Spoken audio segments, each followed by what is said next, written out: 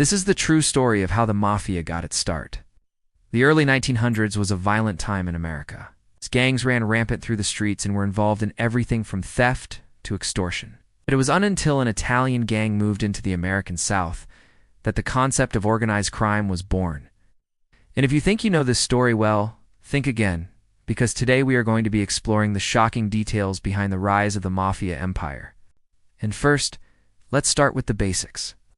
What actually is the Mafia? According to FBI records, the Mafia can be traced back to a secret Sicilian organization called the Mafia. They were a highly secretive gang who used violence and intimidation to enforce their rules. These rules were known as the omerta, and they stated that members had to keep secret the identities of other members and any information regarding illegal activities. If you broke these laws, you would be kicked out of the organization and made an example of, usually by being whacked. For centuries, the Mafia stuck to their own and only got involved in local feuds and power struggles. However, by the late 1800s, this all changed when the Italian government offered them a deal. In exchange for their support, they would be granted noble titles and be allowed to keep any money they earned, as long as they operated outside of Italy. It didn't take long for them to accept and join forces with the Italian government. However, soon after, an overzealous new prime minister revoked the deal and tried to shut down the Mafia. This led to a violent power struggle between the two parties, which resulted in thousands of deaths before the Mafia came out on top. With the government now in their pockets, the Mafia quickly began to expand their operations and soon set their sights on a new land, America. Now, you may think that the reason the Mafia went to America was because of the promise of a better life, but you'd be wrong. You see, America at the time was suffering from severe labor shortages in industries such as farming, mining, and factory work. So when word spread around southern Italy that Americans were willing to pay high wages for manual laborers, thousands of Italians sold everything they had and booked passage on a ship to the U.S. However, once there, they soon realized that they were being exploited and abused by their employers. Many became trapped in a cycle of poverty and were forced to live in squalid conditions. And this is where the Mafia saw an opportunity to make some money.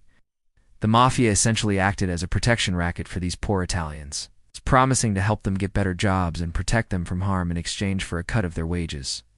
Now, while this sounds like a pretty nice offer, don't forget that we are talking about the Mafia here, and they weren't in the business of nice offers. To ensure compliance, they used threats, violence, and intimidation to squeeze as much money as possible out of the poor immigrants. And this is where the legend of the Mafia was born. While in Italy, they had generally stayed out of politics, preferring to focus on private affairs. But in America, things were different. The U.S. was a melting pot of cultures at the time, and many ethnic groups were vying for power. The Mafia saw an opportunity to gain even more power by forming alliances with some of these groups, and they wasted no time in doing so. One of their first major alliances was with the Irish mob, which at the time was one of the most powerful gangs in America. Together, they controlled vast networks of breweries, gambling dens, and brothels across the country. Their alliance also proved to be very profitable, as they were able to use their combined resources to launch a series of successful bank robberies. As their wealth grew, so did their influence, and soon they were rubbing shoulders with some of the most powerful people in the country. But despite their newfound power, they still remained loyal to their roots and never forgot where they came from. They continued to reach out to the poor and downtrodden, offering them protection and assistance in exchange for their loyalty. And this is what led to the creation of the American Mafia. But as the years went on, the American Mafia grew increasingly powerful and wealthy. And soon they were controlling vast criminal empires that spanned the entire country. They were involved in every type of criminal activity imaginable, from extortion and usury to murder and drug trafficking. And as their power grew, so did the number of enemies they made. Soon, the authorities were on their trail, and the government launched a series of investigations into their activities. But despite the heat, the Mafia continued to thrive. They were able to bribe, intimidate, or kill anyone who got in their way, and they were able to keep their secrets hidden for decades. But eventually the walls closed in, and several high-ranking members were arrested and sent to prison. But even in prison, the Mafia continued to operate, and they were able to maintain their grip on the criminal underworld. But despite their best efforts, The Mafia's power eventually began to wane, and by the late 20th century, they were a shadow of their former selves. Now, you might be thinking that the downfall of the Mafia was caused by the government crackdown, but that's not the whole story. Sure, the arrests and convictions of high-ranking members dealt a severe blow to the organization, but it was far from the death knell. You see, the Mafia's downfall was caused by a combination of factors. First, the government's war on drugs created an unprecedented demand for illegal substances, which allowed newer, more ruthless gangs to muscle in on the Mafia's territory. Second, the younger generation of Mafia members was becoming increasingly disillusioned with the traditional way of doing business.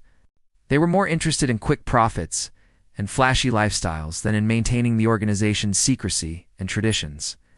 Finally, the Mafia's traditional business model was based on extortion and protection rackets, which were less profitable than the new economy of illegal drugs. All of these factors combined to create the perfect storm that led to the Mafia's downfall. So now you might be wondering what happened to the Mafia once they lost all their power and money. Well, the answer is that they simply disappeared. There are still a few scattered families around the country, but for the most part, the Mafia, as we once knew it, is gone.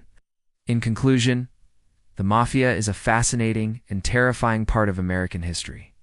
From their humble beginnings as a small-time protection racket to their rise as a vast criminal empire, their story is one of power, wealth, and corruption.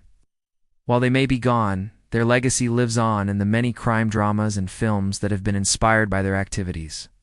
But let us just hope that their story serves as a reminder of the dangers of unchecked power and the importance of fighting for justice and equality for all people. Thank you for watching, and I'll see you next time.